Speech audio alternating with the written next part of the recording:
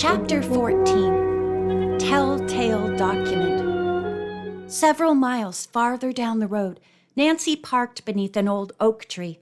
She opened the sheaf of documents and studied them eagerly. "Don't keep them a secret," Bess protested. "Did you get the right papers?" "I'm sure I did. Some of these appear to be written in an Indian language, but the rest are in English." "Is Rishi's name mentioned?" George asked, peering over Nancy's shoulder.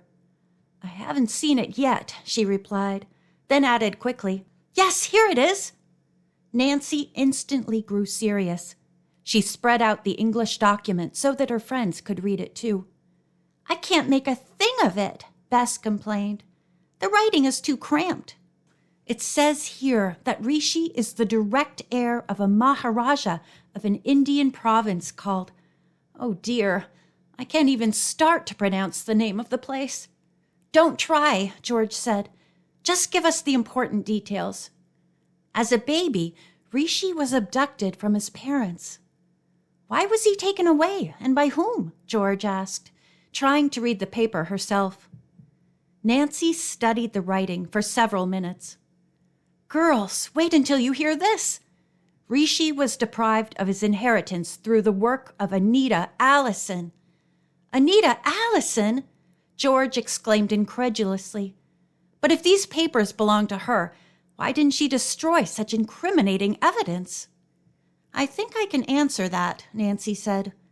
"According to this evidence, Rai was mixed up in the kidnapping and held these papers as a threat over Mrs. Allison. She in turn paid him blackmail money to keep him quiet, but not enough to make the deal look suspicious.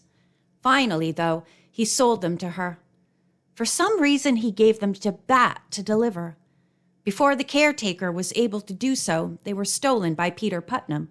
Naturally, if Mrs. Allison had received the documents, she would have destroyed them immediately." "But how did the woman become involved in such a disgraceful affair?" Bess mused. "One guess is as good as another," Nancy said. "But I'd judge it was through her interest in mysticism. Perhaps she was under a spell and duped into it. At any rate, whatever her original motive may have been, she plotted to steal the estate of Rishi's parents and use part of the money to make Ayama Togara governor of the province. In return for this, she received as a reward a priceless treasure belonging to Rishi's family. As I said before, this paper also reveals that Mrs. Allison, working with Rai, kidnapped Rishi. Everyone was led to believe that the infant Rishi had been devoured by a tiger." "How dreadful!" Bess exclaimed. "It sounds fantastic," George declared. "I imagine," Nancy went on, "that Mrs. Allison kept the bulk of the loot, but gave Rai the ivory charm. And just think, we helped remove the stolen treasure from the secret tunnel." "Rai must be stupid to have accepted such an arrangement," George remarked. "I should think he would have protested." "He is no match for Mrs. Allison, that's certain," Nancy replied. "But why is the trinket so highly prized?" George asked. "This document explains that the charm belonged to Rishi's grandmother. It was one of the most cherished pieces in the family and was believed to bring luck and health to the wearer." "Nancy, harm may come to you as well as Rishi before we can find the boy," Bess said. "Yes," George agreed. "Rai and Mrs. Allison will be terrified when they learn you found this document and took it." Bess added, "Rishi's life may no longer be safe." The girls rode off and were soon approaching the Allison property. Bess called attention to an oncoming car, which had turned into the side road leading to the burned house. "Few people ever drive in there," Nancy said thoughtfully. "Do you suppose Mrs. Allison was in the car?" "I couldn't tell from so far away," Bess replied. "Now that I know she's involved in the plot against Rishi, I must locate her," Nancy continued. "It will take only a minute to stop and see who this person is." Presently, she drew up beside a sedan that had been parked near the burned house. The girls walked rapidly along the overgrown path until they came to the familiar clearing. 2 men were talking with Jasper Bat. I've never seen either of them before, Nancy commented. I wonder why they're here. Keeping out of sight, the girls moved forward quietly until they could catch snatches of the conversation. The men revealed that they were agents of the Reliance Insurance Company, sent by the local office to investigate the cause of the recent fire. Mrs. Allison is eager to have the claim settled as soon as possible, the girls heard Jasper Bat say. I can well understand that, one of the agents replied. Unfortunately for Mrs. Allison, the claim will not be settled, and she may consider herself fortunate if she avoids prosecution. What do you mean by that? Bat demanded. What has she done? The girls stepped closer so they would not miss a word. Our investigation discloses that this house did not catch fire accidentally, the other investigator went on. It was deliberately burned. You can't prove it. Yes, Mr. Bat, our evidence will stand up in any court. You can't show that Mrs. Allison or anyone connected with her set fire to the house. It was probably done by a prowler. We are not through with the case, the insurance man replied grimly. By the way, Mr. Bat, we have come here today to ask you a few questions. Where were you at the time the fire started? Look here, the watchman cried furiously. You can't hang this thing on me. I don't know anything about it. I told you my idea of the fire. The house was burned by a prowler. At that moment, Jasper Bat glanced up and saw Nancy and her friends. His ruddy face twisted into an ugly expression. Question those girls if you want to know who started the fire, he exclaimed. They are always snooping around this place. I suspect they were the ones who struck me over the head and stole my papers. At mention of the word papers, Nancy glanced uneasily at her companions. She knew that if the lost documents were found on her, explanations would be hard to make. Not showing her fright, however, she walked boldly forward to speak with the insurance agents. Mr. Bat is not telling the truth, she said. My friends and I have no knowledge of how the fire started. The day before the house was destroyed, we found Mr. Bat unconscious inside a tunnel.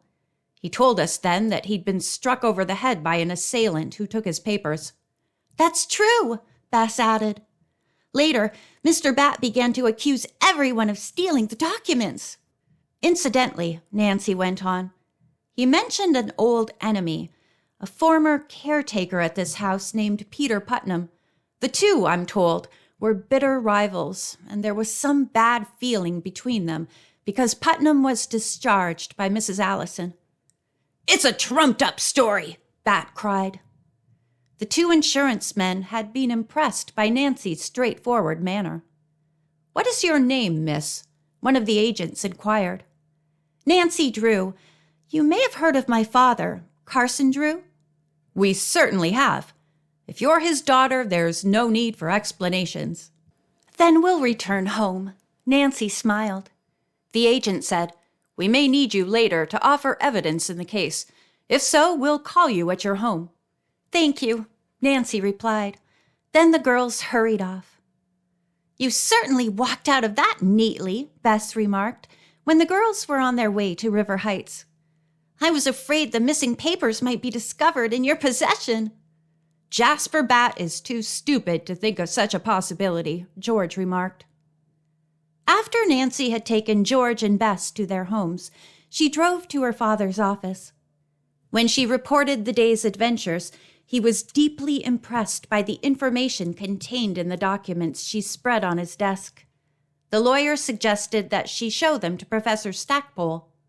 I'll phone now for an appointment, Nancy replied.